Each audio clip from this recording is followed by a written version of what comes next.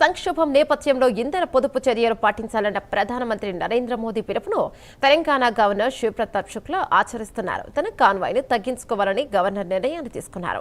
దేశ ప్రధాని సందేశానికి తాము మద్దతిస్తున్నామని గవర్నర్ వెల్లడించారు. వాహనాలను తగ్గించే ప్రధాని కార్యక్రమాన్ని తాము అమలు చేస్తున్నట్టు చెప్పారు.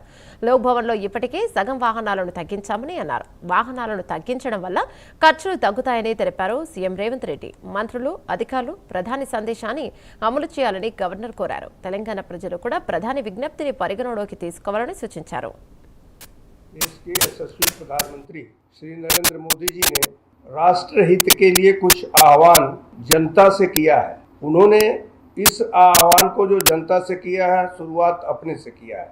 सारी सुरक्षा के बावजूद उन्होंने अपने ऊर्जा के कटौती के दृष्टि से अपने गाड़ियों में कटौती किया।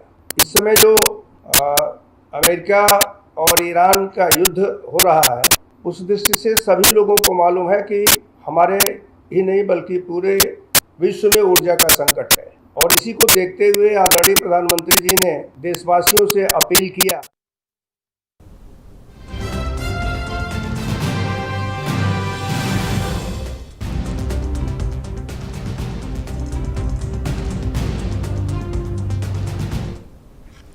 పశ్చిమాసియా సంక్షోభం నేపథ్యంలో ఇంధన పొదుపు చర్యలను పాటించాలన్న ప్రధానమంత్రి నరేంద్ర మోదీ పిలుపును తెలంగాణ గవర్నర్ శివప్రతాప్ శుక్లా ఆచరిస్తున్నారు. తన కాన్వాయ్ను తగ్గించుకోవాలని గవర్నర్ నిర్ణయం తీసుకున్నారు. దేశ ప్రధాని సందేశానికి తాము మద్దతిస్తున్నామని గవర్నర్ వెల్లడించారు. వాహనాలను తగ్గించే ప్రధాని కార్యక్రమాన్ని తాము అమలు చేస్తున్నట్టు చెప్పారు.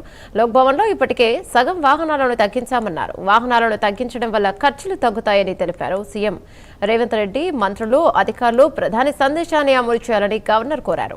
తెలంగాణ ప్రజలు కూడా ప్రధాని విజ్ఞప్తిని పరిగణలోకి తీసుకోవాలని సూచించారు.